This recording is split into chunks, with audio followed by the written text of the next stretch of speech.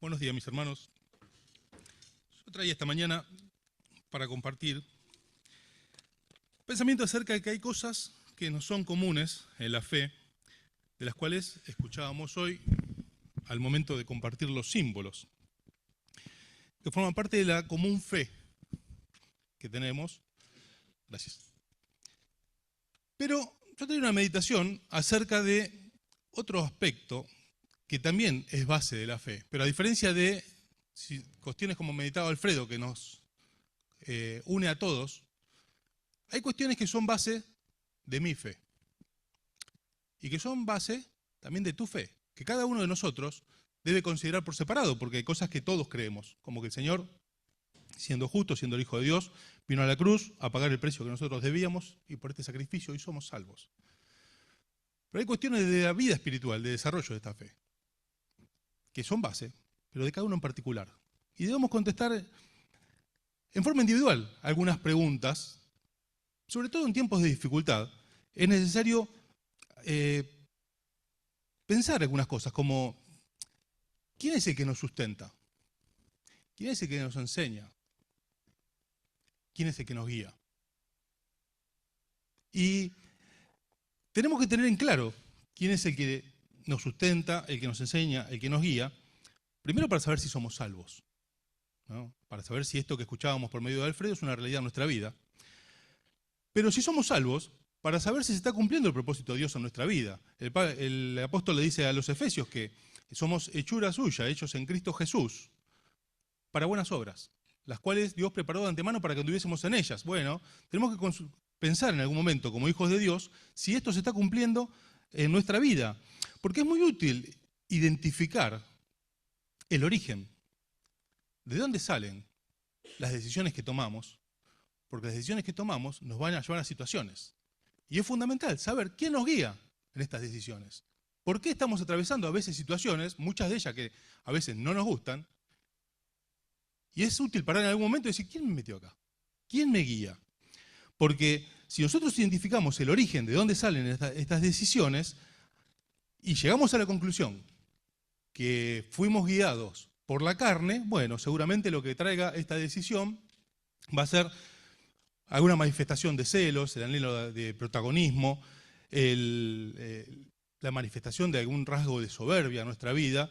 Y por más que nosotros pensemos o querramos convencernos de que lo que nos mueve es el celo santo, la preocupación por las cosas de Dios, si la carne nos mueve no va a ser lo que se manifiesta, sino estas otras cosas que desagradan a Dios. Por el contrario, si las decisiones que tomamos son guiadas por el Espíritu Santo, son guiadas por Dios, lo que se va a manifestar es el bienestar del otro, es la gloria de Dios. Aunque alguno pueda pensar que lo que estamos tratando de hacer es enseñorearnos de algún hermano o meternos en la vida de alguien. Dicen, no, esto es una cuestión espiritual, acá lo que se está manifestando es tratar de buscar el bienestar del hermano, no estamos queriendo meternos en la vida de nadie. Y estas cosas las podemos entender si analizamos de dónde salen. ¿Quién nos guía en las decisiones que tomamos, en las cosas que hacemos? ¿Por qué, mis hermanos? Porque no siempre el resultado inmediato de lo que nos pasa significa algo. Esto le pasó a los amigos de Job, le dijeron, a vos te va mal porque desagradas a Dios. Lo que te está pasando, y alguno le dijo, y es poco lo que te está pasando, tendría que ser peor todavía. No siempre lo que pasa en nuestra vida es el resultado, está manifestando algo. En el Salmo 22, hablando proféticamente del Señor, dice, los que pasan menean la cabeza, como diciendo, pobre muchacho, mirá lo que le pasa. Y no estaba padeciendo allí por su pecado. El Señor Jesucristo estaba en aquella cruz, en el centro de la voluntad de Dios, en el momento más importante de la historia de la creación, no del hombre, la creación del universo, en el centro de la voluntad de Dios. Y algún desapercibido, alguno que pasaba, podía pasar mirando la cabeza, pero ¿cómo le va a pasar esto? No siempre lo que nos acontece significa algo. Y muchas veces el identificar el origen de las decisiones que tomamos y nos llevan a padecer algunas situaciones, nos simplifica tomar decisiones. Hay argumentos que pueden parecer válidos, pero si el origen no es la guía de Dios, no son válidos. Hace muchos años trabajamos con los jóvenes con Twitty, y me acuerdo que en una reunión que me tocó compartir a mí, no me acuerdo qué estábamos hablando, y yo le pregunto a los chicos, chicos, ¿lo que hizo Robin Hood estaba bien o estaba mal? Y para sorpresa mía no sabían qué contestar. Porque decía, le roba a los ricos para darle a los pobres. No está tan mal. El argumento es muy bueno. Pero no, chicos, está mal. Porque el origen está mal, está robando. Y al que el argumento sea bueno, Dios lo desaprueba. Entonces no es válido. Escuchamos hace un tiempo un reportaje, hace algunos años, porque hoy ya está no solamente permitido, sino avalado, acerca de un soldado que habían echado del ejército de Estados Unidos por una relación homosexual que había tenido dentro de las fuerzas. Y él dijo, me condecoraron en la guerra por matar muchos hombres y me echan por amar a uno. Tiene razón. El argumento es buenísimo. Pero el origen de esto que le había hecho desagradaba a Dios. Entonces es muy útil identificar de dónde salen las decisiones. ¿Quién nos guía en las decisiones que tomamos? El domingo pasado escuchábamos un tiempo del pueblo de Dios donde en el libro de Éxodo, capítulo 13, verso 21, dice que Jehová iba delante de ellos en forma de día en una columna de nube para guiarlos por el camino y de noche en una columna de fuego para alumbrarles, a fin que anduviese de día y de noche. Qué lindo tener la columna que nos lleva y vamos siguiendo y estar ciertos que Dios nos está guiando. ¿No es cierto, hermanos, que hoy la nube no está, la columna no la vemos? Pero tenemos la palabra de Dios y tenemos el Espíritu Santo morando en nosotros, que es mucho mejor. Y el Señor mismo dijo, voy a hacer un pacto nuevo, el cual es mejor, porque voy a poner mi ley en sus corazones. Y hoy tenemos el Espíritu Santo para guiarnos. Y es una pregunta muy útil pensar, ¿por qué hago lo que hago? ¿Por qué hago lo que hago? ¿Por qué me metí en esto? ¿Por qué vine esta mañana con tanto frío a la reunión? Alguno quizás no durmió bien, alguno tiene problemas de salud, y a algunos por ahí nos cuesta un poco tomar la decisión. Y es bueno pensar, ¿por qué hago lo que hago? Sobre todo en tiempos de dificultad. Ellos tenían que pensar, el pueblo de Dios, ¿por qué estaban en el desierto dando vueltas y por qué estaban yendo a donde estaban yendo? Y el libro de Josué, capítulo 24, un texto muy conocido, el verso 13, viene hablando el profeta Josué de parte de Dios, diciéndole el verso 6 que Dios los había sacado a los padres de Egipto, el verso 8 que los había introducido en la tierra de los enemigos, en el verso 10 que los había librado de Balaam, en el 11 que había entregado pueblos enemigos en sus manos.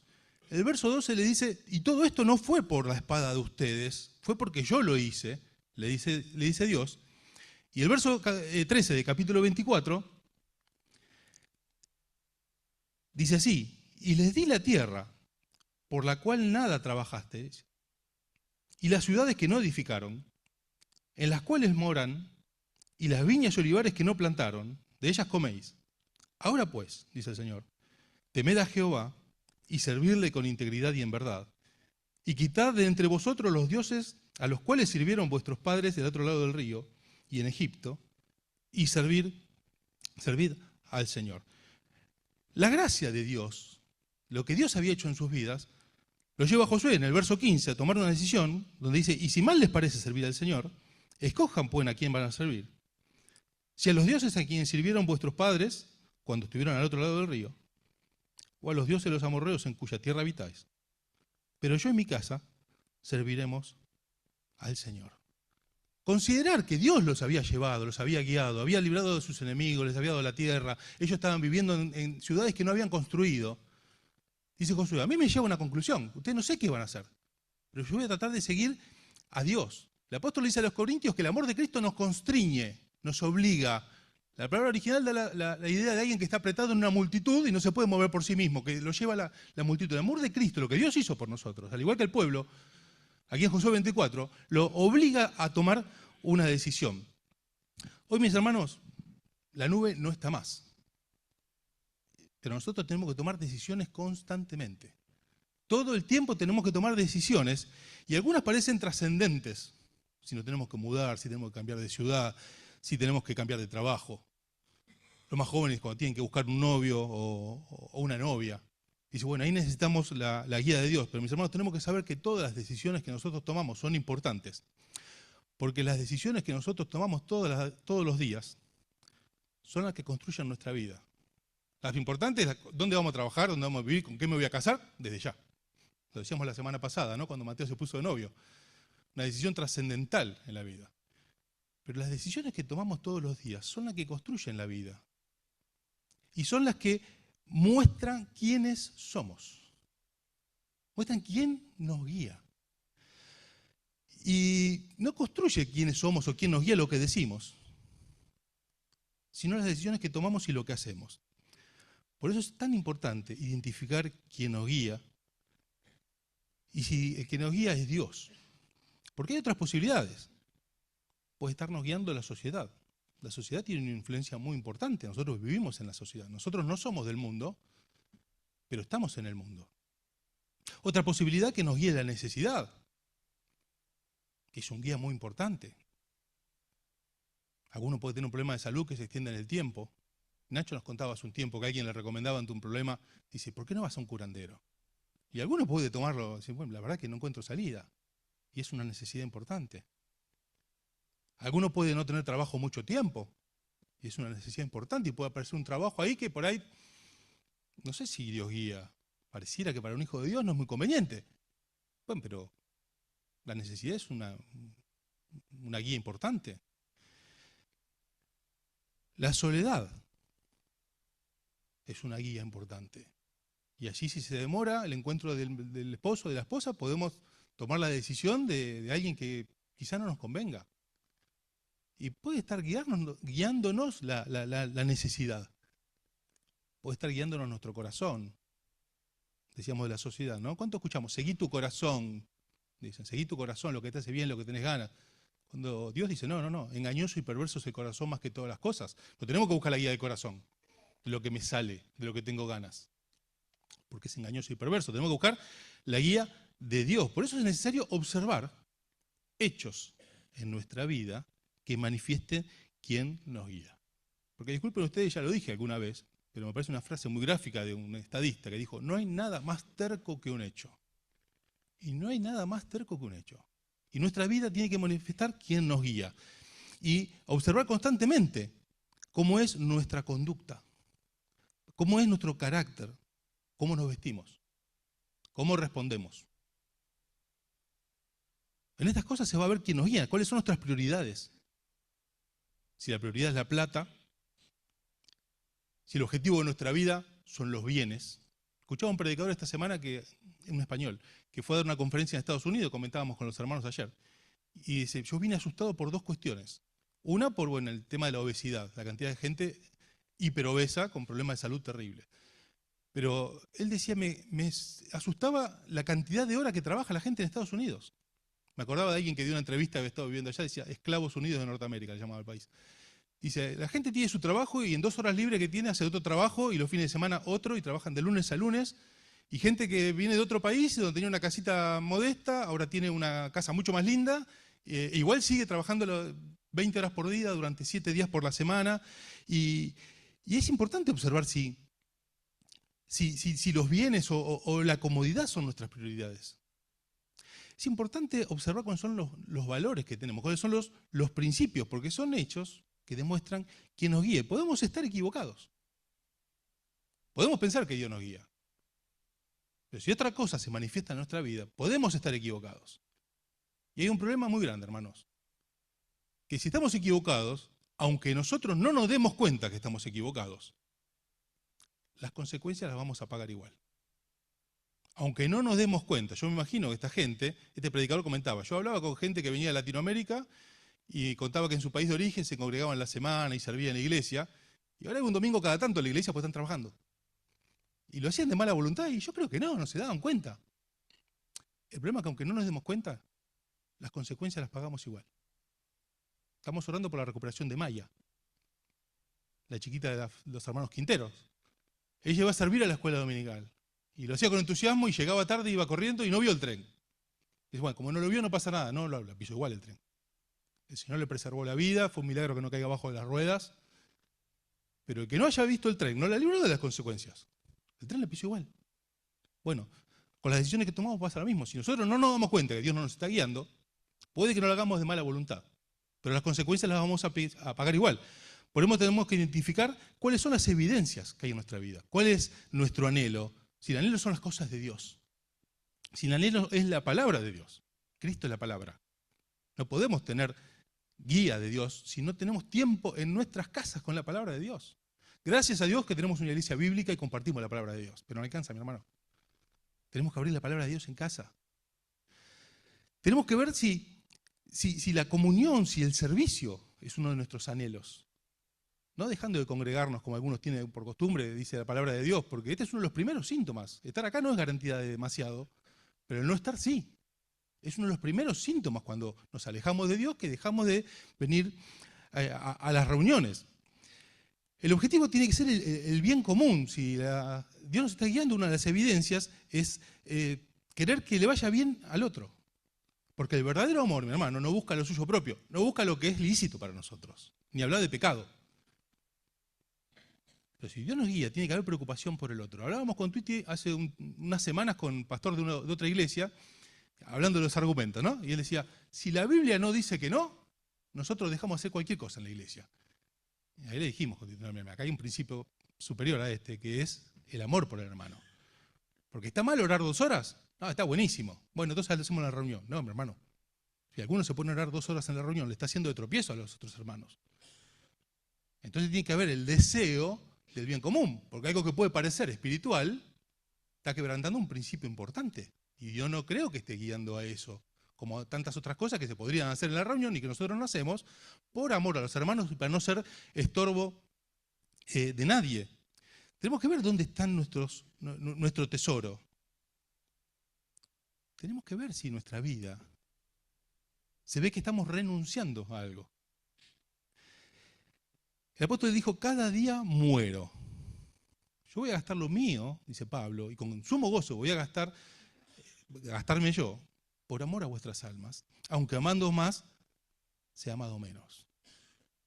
Omar siempre nos dice, renunciar es estar dispuesto a ser el patito feo de la sociedad. Es estar dispuesto a ser el patito feo. Mira, otros van a tener esto, pero si Dios no guía, vos no.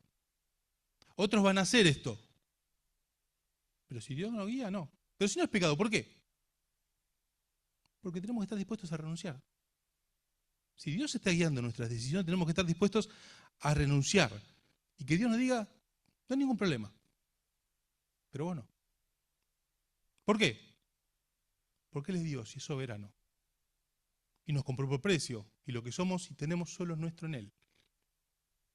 Y tiene toda la autoridad para decir, otros pueden, vos no. ¿Y por qué pueden irse a tal lado y tener tal cosa y yo no? Porque bueno. Y si Dios nos guía, tenemos que estar dispuestos a eso, voluntariamente, no de mala gana. Y saber que todas estas cosas van en contra de nuestra carne. Todas otras cosas son contraculturales, van en contra de nuestra sociedad. Todas estas cosas son espirituales y solo se pueden hacer si Dios guía.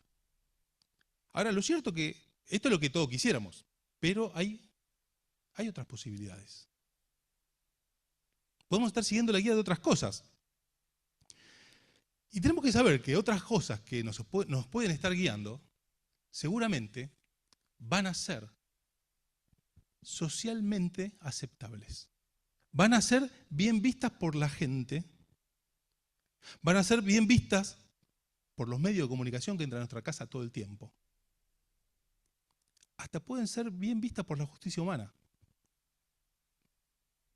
Ayer nos comentaba, no me acuerdo qué hermano, acerca de una hermana que llevaba sus chicos a una escuela evangélica. Y empezaron a hablar, no sé si en los actos o dónde, en lenguaje inclusivo. Y el primer impulso que tuvo fue, voy a hablar con la directora. ¿Cómo van a hablar? Yo traigo una escuela cristiana, ¿cómo van a hablar en lenguaje inclusivo? Todes, les niñas. Y se detuvo, dijo, no voy a hacer esto. Porque si yo llevo esto, lo más posible es que yo termine con una causa penal en contra por discriminación. Lo cual decidió sacar a los chicos de la escuela y llevarla a otra escuela. Pero esto que nosotros algunos se están riendo, si cómo una escuela van a hacer eso. Bueno, socialmente es aceptado. Está bien visto por la justicia. Trae menos problemas. Porque lo que Dios hace, hermanos, tenemos que saber que es contracultural. Va a contramano de lo que vivimos todos los días.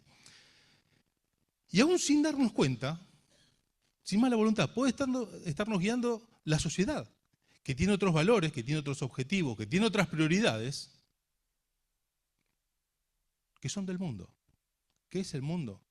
El mundo no es la gente en conversa, no es el planeta, no son las plantas. El mundo es un sistema que el hombre hizo para vivir como él le parece, de espaldas a Dios. Vamos de vuelta porque es importante entender esto. La sociedad tiene unos valores que son del mundo. Y el mundo es un sistema que el diablo, el hombre, hizo para vivir como a él le parece lógico, robándole al rico para darle al pobre, amando a uno, como a él le parece, de espaldas a Dios. Y hermanos, el problema es que Santiago 4 dice que la amistad con el mundo es enemistad contra Dios. Aunque a veces estos valores pueden ser nuestro anhelo, aún en medio del pueblo de Dios. Yo cuando preparaba esto me acordaba de un relato, no lo busquen, está en Números capítulo 16, cuando hay una rebelión en el pueblo. Y cuando hablan con Moisés, le dicen a Moisés, nos sacaste, recriminándole, nos sacaste de la tierra que fluye leche y miel. No dice, ¿de dónde lo sacó Moisés? De Egipto. Egipto figura del mundo, no es la tierra que fluye leche y miel. La tierra que fluye leche y miel es a donde los iba a llevar. Sin embargo, esta frase demuestra que en su corazón el anhelo de ellos no era la tierra prometida, donde Dios los quería llevar, sino el anhelo de ellos era Egipto, figura del mundo. Los estaba guiando este anhelo. Y mis hermanos, tenemos que saber que seguir al Señor tiene un costo. Juan capítulo 15, verso 19. El Señor le dice a los suyos, dice, yo los elegí a ustedes. Entonces no se sorprendan si el mundo los aborrece. Porque lo que es de Dios es contracultural. Lo otro es socialmente aceptado. Pero seguir al Señor tiene un costo. En 1 Juan dice, no los extrañen de vuelta si el mundo los aborrece. Ahora, tenemos que saber que si nosotros nos acomodamos al mundo, vamos a tener menos problemas. Va a ser bien visto por la mayoría. Muchas veces hablamos del camino ancho y el camino estrecho, la puerta ancha y la puerta estrecha.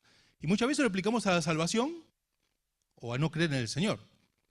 No, aún en el camino de la fe hay camino ancho y camino estrecho. Y Dios nos llama a elegir el camino estrecho, el que no es socialmente aceptado. En un momento el pueblo de Dios, cuenta el profeta Ageo, que dijo, el pueblo, no es tiempo de construir la casa de Dios. Y uno dice, qué prudente, mira, no es tiempo. No dice, no tengo ganas, no me interesa. Es como que hizo una evaluación objetiva y espiritual y llegaron a la conclusión que mejor no es tiempo de otra cosa. Y el Señor tiene que terminar y decir, no, están equivocados, no es así. Hermanos, porque dice Pablo a los Corintios que lo que Dios determinó es locura a los que se pierden, pero para nosotros es poder de Dios. Y hermanos, tenemos que saber que acomodarnos al mundo es lo que hace un creyente carnal. Qué discusión que tantas veces se da. Es imposible un creyente carnal. Es como decir, helado caliente no puede ser. Sí, puede ser. Porque las cosas de Dios son locura y no las puede entender porque se tiene que discernir espiritualmente. Y podemos haber decidido por Cristo, como escuchábamos hoy que contaba Alfredo en el momento de compartir los símbolos. Pero si nosotros seguimos estos valores, podemos ser creyentes, pero creyentes carnales. ¿En qué se evidencia? En lo que seguimos. Si la sociedad de consumo nos envuelve en el afán por tener, en las modas, que incluyen un montón de cosas, desde el feminismo hasta la forma de vestir. ¿En qué se ve? En el hedonismo que reina en la sociedad y a veces en nuestra vida. ¿Qué es el hedonismo? El afán por el placer. Que el objetivo sea pasarla bien. Hay iglesias que dicen, es la iglesia para los que no les gusta la iglesia. O sea, donde hacemos lo que a vos te gusta. Bien hacer. Eso es hedonismo, mis hermanos. Se evidencia si seguimos al mundo en el egoísmo. Y podemos decir, no, entre nosotros eso no hay. Esperemos que no, pero hagamos una prueba, pongamos una mesa dulce a ver qué pasa. ahí lo que se manifiesta, hermano, no es otra cosa que egoísmo. No está Dios guiando en eso. Se manifiestan las ansias de poder. Querer mandar, querer que sea como yo quiero. Así de claro. Se manifiesta, si nos acomodamos al mundo, en el exhibicionismo que reina hoy en la sociedad que nos rodea. Y a veces el exhibicionismo, que es el querer ser visto, tiene que ver, pensamos normalmente que tiene que ver con las redes, donde el pancho que me como no está tan rico si no lo muestro. Está más rico si lo muestro. Entonces suben desde las comidas hasta el café que tomaron y pensamos que exhibicionismo es esto. No, a veces tiene que ver con las cosas de Dios. Allí en Mateo 6, cuando el Señor recrimina a los fariseos, les dice que ellos hacen las cosas para ser vistos por los demás. Y en el verso 6 le nombra la limosna. En el 4, en el 6 la oración. En el 18 el ayuno. Dice, están haciendo cosas supuestamente buenas para ser vistas. No tiene tanto que ver a veces con las redes, sino cosas que podemos llegar a hacer en la casa de Dios. Porque el sistema mundo puede meterse a veces en la iglesia. Y no solamente en cosas evidentemente mundanas. Hay cosas, hermanos, que es fácil discernir si que son mundanas, como decíamos recién, como la ropa, cómo gasto la plata, la murmuración, la queja. La queja, mis hermanos, es algo evidentemente mundano. Es algo que desagrada a Dios y que no es la voluntad de Dios. Pero uno puede decir, bueno, pero yo no me quejo de Dios. Me quejo de los hermanos, me quejo de las autoridades de la iglesia. Bueno, hermanos, tenemos que saber que Dios lo toma como personal. Cuando nosotros nos quejamos de los hermanos, de la iglesia, de las autoridades, aunque no nos quejemos de Dios, Dios lo toma como algo personal. Allí en el relato que les mencionaba recién acerca de la rebelión del pueblo, en un momento, Moisés, números 16, verso 11, le dice, ¿qué es Aarón? ¿Qué es Aarón para que murmuréis? Y a mí me llama la atención algo que nos mencionaba Omar hace un tiempito. No dice, ¿quién es Aarón? Porque decir, ¿quién es Aarón? Mi hermano. No, ¿qué es Aarón? No es nada. ¿Qué es Pablo? ¿Qué es Apolos? Son servidores. Dios lo puso. Entonces Moisés dice, ¿qué es? No es nada. No es que mi pariente, no es... Es alguien que Dios puso. Y si Dios lo puso, y el pueblo le dice a los que se habían revelado, murmura, se quejan de él. Se están quejando de Dios. Esto, mi hermano, es absolutamente, abiertamente mundano. Pero también se manifiestan cosas buenas, como decíamos recién en Mateo 6. Se puede manifestar en el activismo, en involucrarnos en actividades que a veces quitan tiempo a la familia. Mi hermano, si la familia se derrumba, atrás se derrumba el ministerio. A veces puede estar este activismo por sobre la iglesia local. A mí pasa, a veces me invitan a hablar en alguna iglesia y cuando voy el hermano que me invitó no está. ¿Por qué? No, pues está en la comisión de no sé dónde y otra vez tampoco. Y siempre están de paseo por algún lado. Pero ¿Dios habrá guiado en esto? Espero que sí. Pero el activismo no siempre de ahí a eso está en estas cosas. Puede manifestarse también en el servicio, cuando nuestro servicio particular está por sobre el bien de toda la iglesia en general. A veces parece como que mi servicio es lo más importante. No, aparte de un cuerpo, es un ladrillo. Y yo espero que Dios, el ladrillito que me permita ponerlo, pueda hacer derechito y con el objetivo del bien común. Hermanos, por eso lo importante de buscar el origen de quién nos guía. Ahora la pregunta es, ¿cómo buscar la guía de Dios en las decisiones que nosotros tenemos que tomar? Porque aún puede pasar en cosas buenas, como mencionábamos recién, que Dios nos esté guiando. ¿Cómo buscar la guía de Dios? Para estar ciertos cuando ven alguna dificultad, que Dios nos metió ahí. Porque si estamos ciertos que Dios nos metió ahí, hablando con toda reverencia, el problema es de Dios. Ya verá cómo lo resuelve. Porque Él nos metió. No nos va a dejar solos. Bueno, primeramente se busca con tiempo. No es un cajero automático. Donde yo meto, pum, sale la plata. Es decir, yo quiero saber, voy, vengo, hago, cierro, abro, ¿qué hago? Bueno, se busca con tiempo con la palabra de Dios, con tiempo en oración, con tiempo con la iglesia. La guía de Dios, mis hermanos, se busca en santidad. No se busca de cualquier manera. Viviendo haciendo cosas que desagradan a Dios y después decimos, y guíame en esto, ¿qué hago?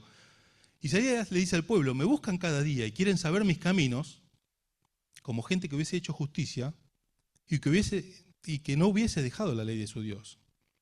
Ezequiel le dice, después de reclamarle al pueblo que no atendían a los pobres, cómo se aprovechaban de los esclavos, le dice, ¿voy a ser de modo alguno consultado por ellos? Vivo yo, dice el Señor un poco más adelante, que no les voy a contestar. Porque hermanos, la guía de Dios se busca con tiempo, en oración, en comunión, y se busca en santidad. Si nosotros hacemos cosas que a Dios no le agradan, Dios no nos va a guiar. La guía de Dios se busca con consejo también. Ahora, cuando pedimos consejo, tenemos que ver a quién. O a veces ocurre que buscamos consejo de quien nos dice lo que queremos escuchar. Y tenemos que saber que dentro del pueblo de Dios no todo el consejo puede no ser bueno. Yo tiemblo a veces cuando leo 2 Timoteo, capítulo 3, donde dicen los postreros tiempos, y habla la característica de algunos hombres. Y tiemblo al pensar que está hablando de supuestos creyentes, de supuestos hermanos. Gente que está dentro de la iglesia. Y el apóstol dice, y se van a amontonar para pedirle consejo a esta gente. Y los van a seguir. Dice, bueno, pobre gente, fueron engañadas y siguieron a alguien que está haciendo algo que está errado. No, mis hermanos, dijo un predicador, y yo estoy plenamente convencido que es así, que los falsos maestros son el juicio de Dios para los que no quieren hacer la voluntad de Dios, sino que quieren hacer lo que ellos quieren. No son pobre gente engañada por un falso maestro. Los falsos maestros son el juicio de Dios para hacer lo que ellos quieren y no hacer lo que Dios les guía. Entonces tenemos que buscar consejo de hermanos espirituales que enseñen la palabra de Dios, que veamos en sus vidas estas evidencias, las cuales podamos decir, Dios lo está guiando. Hermanos, la guía de Dios se busca haciendo, esto nos lo dijo Andrés hace un par de domingos, haciendo lo que ya nos dijo que tenemos que hacer. Si Dios nos dijo que hagamos algo y nosotros no lo hacemos, no sigamos preguntando.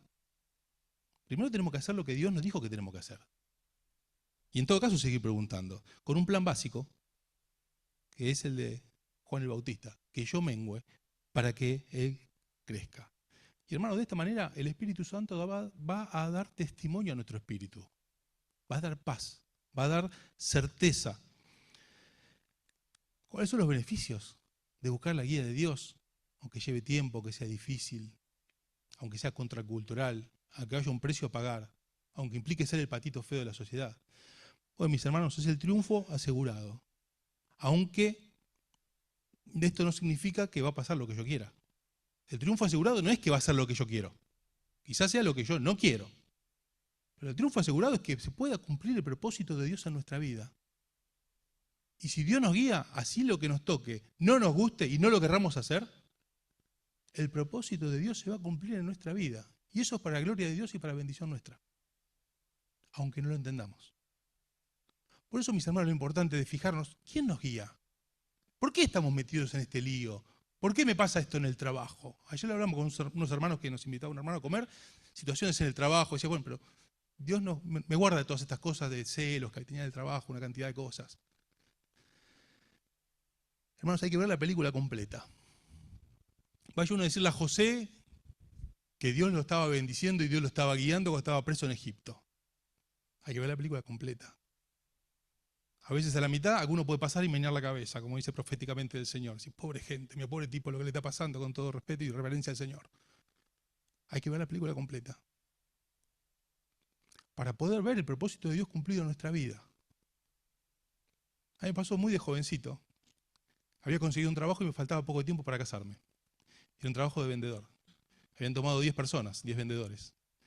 Y el supervisor tenía ideas brillantes. Vamos a vender un boliche. A mí me llegó a decir que quería que ponga un puestito de venta allá afuera a la salida de la iglesia porque un pastor en Morón o Edo, no me acuerdo, lo había hecho. Y vendía un montón en la iglesia. Un montón de cosas me pedía, a las cuales yo entendía que Dios no guiaba y yo decía que no. Entonces uno puede decir, bueno, Dios me va a honrar. Y a los 6 meses iban a definir qué 5 vendedores de los 10 se iban a quedar. Entonces, bueno, Dios me va a honrar, me voy a quedar. No, me echaron. Me echaron porque al supervisor no le servía que yo le diga que no. Quería que yo venda a cualquier lado. Pero hermano, hay que ver la película completa. Me faltaban 6 meses para casarme. Por eso no siempre las situaciones que nos tocan vivir son evidencia de algo. Alguno podía pasar y decir, pobre muchacho, le faltan 6 meses para casarse, hace lo que Dios le agrada y ahora no tiene trabajo, ¿cómo se va a casar? Algún hermano me lo dijo, ¿y cómo te vas a casar ahora que te echaron? Yo entiendo que Dios guió, el problema no es mío, o no será la fecha, y Dios me estará librando de algo peor, que gracias a Dios no fue así. Dios confirmó, entiendo, después de 30 años, que era la voluntad de Dios que me casase con Marcela. Hermanos, es tener asegurado el triunfo del propósito de Dios cumplido en nuestra vida. Es el poder ser de bendición, primeramente para nuestra familia, para nuestros hijos. Hermanos, dice que camina el justo en integridad y sus hijos son dichosos después de él. Por el contrario, en otro tiempo, el profeta Oseas le tuvo que decir al pueblo, porque te olvidaste de mi ley, yo me voy a olvidar de tus hijos. El seguir la guía de Dios, aunque no entendamos, va a ser de bendición para nuestra familia, para la iglesia, para los que no conocen a Dios. Muchos que no conocen a Dios quizá no escuchen nunca el Evangelio según San Mateo, según San Juan. Quizá conozcan el Evangelio según San Miriam, según San Fernando, según San Guillermo. Y si nosotros seguimos la guía de Dios, vamos a ser de bendición aún para el que no conoce a Dios. Y va a ser sostén en la adversidad. Porque hermanos, ayer en esta comida que les digo hablábamos con un hermano que se está afirmando las cosas de Dios. Lo animamos a ordenar todas las cuestiones de su vida ilegales. ¿Por qué? Porque el enemigo va a entrar como río, le decíamos, ¿sabes? Cuando nosotros intentamos agradar a Dios, van a venir las dificultades. Y es bueno saber quién nos guió en esto. Poder decir, yo sé en quién he creído. Yo sé quién he creído. Que Dios nos bendiga, hermanos, para que podamos tener esta certeza. Y sobre todas las cosas, para que en aquel día el Señor pueda decir, bien hecho, buen siervo y fiel. En lo poco has sido fiel. Sobre mucho te pondré. Que Dios nos bendiga para poder esperar con esta expectativa. Mientras tanto, mis hermanos, hay que analizar los hechos. ¿Qué se manifiesta en mi vida? A ver, ¿quién me está guiando? Para poder tener esta certeza de lo que Dios ya pagó en la cruz, escuchábamos hoy a Alfredo. Y ya está asegurado, sabiendo que su palabra no va a pasar el cielo y la tierra, pero su palabra no va a pasar. Oramos a Dios. Padre del cielo, cuántas gracias te damos por estas cosas que pudimos meditar en esta mañana, Señor. Saber que has pagado un precio tan alto para que nosotros pudiésemos ser aceptados como tus hijos. Tener hoy la certeza de tu Espíritu morando en nuestra vida, Señor, que es mucho mejor que tener la nube guiándonos, sino la ley en nuestros corazones, tu Espíritu, Señor, que nos sostiene, que nos anima, que nos guía. Que da testimonio a nuestro espíritu de que somos hijos tuyos y la certeza de saber de que aquel que entregó por nosotros a su Hijo, ¿cómo no nos dará juntamente con Él todas las cosas? Danos el deseo profundo de que tu propósito sea cumplido en nuestras vidas, para gloria tuya, para bendición nuestra, Señor, para que podamos ser bendecidos, ser de bendición. Y el día que estemos en tu presencia, tú puedas decirnos, bien hecho, buen siervo y fiel. Lo poco has sido fiel, sobre mucho te pondré.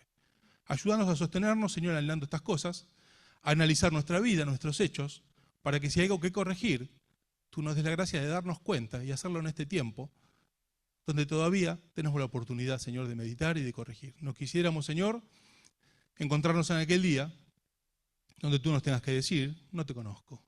Líbranos de esto, Señor. Que no haya nadie en esta mañana, en medio nuestro, que no se haya entregado a Cristo. Que el Señor no sea el Señor de todas nuestras vidas, Señor. Danos la gracia de poder tener esta certeza. Gracias, Padre, una vez más por tu palabra. Gracias por la comunión de la iglesia. Cómo nos bendice de estar juntos. El ver tantos hermanos, aún con frío, Señor, con el deseo de reunirnos, de compartir, de disfrutar la palabra tuya, de disfrutar el desayuno que vamos a compartir en unos instantes. La recordación del sacrificio del Señor por nosotros. Cuántas bendiciones, Señor. Ayúdanos a vivir como hijos agradecidos, anhelando seguir tu voluntad en todas las cosas. Oramos muy agradecidos en el nombre del Señor Jesucristo. Amén.